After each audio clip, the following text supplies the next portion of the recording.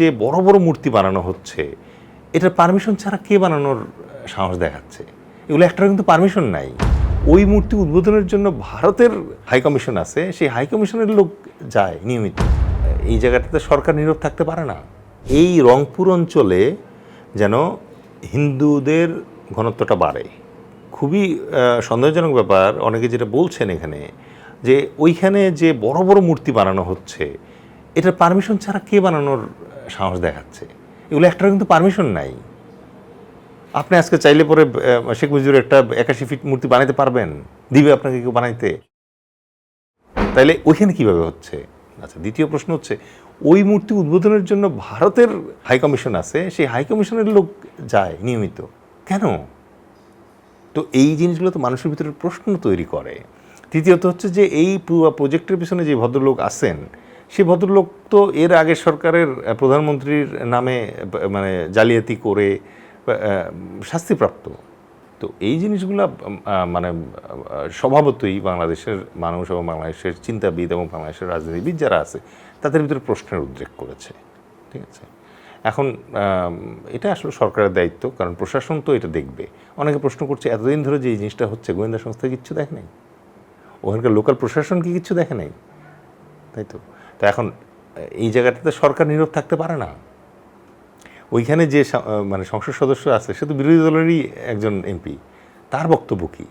তো এই জিনিসগুলোতে এখন আমাদের আসতে হবে, এবং আমাদের হিন্দু ভাই যারা আছে তাদেরও এই ব্যাপারে আগে আসতে হবে। ওই যে আমি জার্মানির সুদেতানল্যান্ড দখলের গল্পটা বললাম, দেখেন, আমি তাদের খুব ভালোবাসি এবং আমি জানি যে তারা আমার চেয়ে কোনো অংশে কম দেশপ্রেমিক না।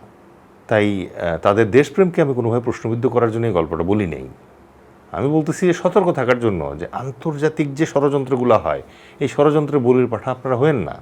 আজকে ধরেন ভারতের যে মুসলমানরা নির্যাতিত হচ্ছে, এবং কালকে যদি ধরেন গাজওয়াতুল হিন্দ শুরু হয়, তাহলে মনে করেন যে সবার আগে ভারতের যে 20 কোটি মুসলমান আছে তারা নিগৃহীত হবে, মারা যাবে।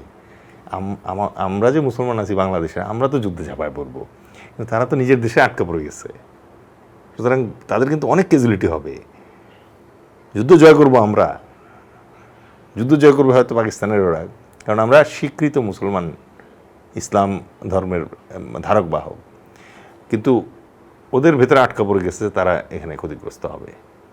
সুতরাং তাদের এটা ভাবতে হবে। তারপরেও দেখেন, তাদের দেশের মুসলমান যারা আছে, তাদেরকে দিয়ে আপনি দেশের বিরুদ্ধে একটা কথা বলাইতে পারবেন?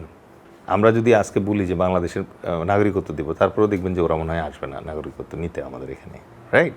আচ্ছা, এখন বাংলাদেশের মানে সনাতন ধর্মাবলম্বী যারা আছে, সেসব ভাইদেরকে কিন্তু এই জিনিসটা নিজেদেরই বলতে হবে। যেমন ধরেন, শেখ হাসিনার আমলে একজন ভদ্রমহিলা ট্রাম্পের অফিসে চলে গেছিল, মনে আছে আপনার? কিন্তু আপনি কয়জনকে শুনছেন যে এটা বলতে, যে না, বাংলাদেশে আমাদের সমস্যা আছে, ভারত যে মাইনরিটি কার্ড খেলতেছে, ভারত যে আমাদেরকে মানে একটা মৌলবাদী রাষ্ট্র বলতেছে, এগুলো ভুল। এক পিনাকি ছাড়া আর কারো তো আমি বলতেই শুনি না এই ব্যাপারে। তো ওদের ভিতরে কি বুদ্ধিজীবী আছে না? আছে তো। তো তাদেরকে একটু দায়িত্ব নিতে হবে। তাদেরকে অ্যাটলিস্ট ওপারে যারা আছে তাদের কাছে একটা মানে পজিটিভ মানে ইমেজ দাঁড় করাতে হবে, যে না, বাংলাদেশের সমস্যা আছে। বাংলাদেশ যেহেতু প্রায় 16, 17, 18 কোটির জনগণের একটা দেশ, আমাদের রিসোর্সের সীমাবদ্ধতা আছে, কিন্তু দিন শেষে আমরা ভারতের অঙ্গরাজ্য হতে চাই না, আমরা ভারতের করদ রাজ্য হইতে চাই না। ঠিক আছে? সুতরাং এই ভয়েসটা তো তাদেরকে রেইজ করতে হবে। এটা যদি তারা রেইজ করেন, তাহলে আমরা যারা আছি, আমরা তো আমাদের জান দিয়ে আমাদের ভাইদেরকে বাঁচাবো। বাংলাদেশের মানে যতগুলো ক্রিমিনাল অফেন্স হয়, এটা তো মুসলমানদেরও হয়, হিন্দুদেরও হয়, সবারই হয়। তো এইটাকে ধরেন রং মিশায় মনে করেন যে ভারতের কাছে, ভারত আবার সেটাকে মাইনরিটি কার্ড হিসেবে উপস্থাপন করে, রাইট? তো ওরা তো এই কার্ডটা কেন উপস্থাপন করতেছে? কারণ নাম্বার 1 হচ্ছে, মাইনরিটি কার্ডটা তারা খেলে পুরো বিশ্বকে বোঝাবে যে এখানে হিন্দুরা খুব কষ্টে আছে। দ্বিতীয় প্রবলেম তারা যেটা এখানে করবে, ওই যে বললাম R2P, ওইটা দিয়ে, যে না, আমাদের হিন্দুদেরকে রক্ষা করার জন্য আমাদেরকে ভারত হিসাবে বাংলাদেশে আক্রমণ করতে হবে। এতে বাংলাদেশে আক্রমণ করতে আসলে তো যুদ্ধ লাগবে। যুদ্ধ লাগার পরে মানে ভারতের যে নিজের 140 কোটি জনগণ আছে, সবাই কি স্বর্ণের চামচ দিয়ে ভাত খায় নাকি? তো বাংলাদেশে যারা আছে তারা কি বোকা নাকি? তারা কি চিন্তা করতেছে যে ভারত তাদেরকে মাথায় তুলে নিয়ে নাচবে? নাচে কখনো? পৃথিবীর ইতিহাসে এটা সবসময় দেখা গেছে যে এই জাতীয় ক্ষেত্রে যারা বেদ্দারি করে, বেইমানি করে, এদেরকে সবসময় টুল হিসেবে ব্যবহার করে কদিন পরে ছুঁড়ে ফেলে দিয়ে চলে যায়। আজকে বিহারিদের অবস্থা দেখেন,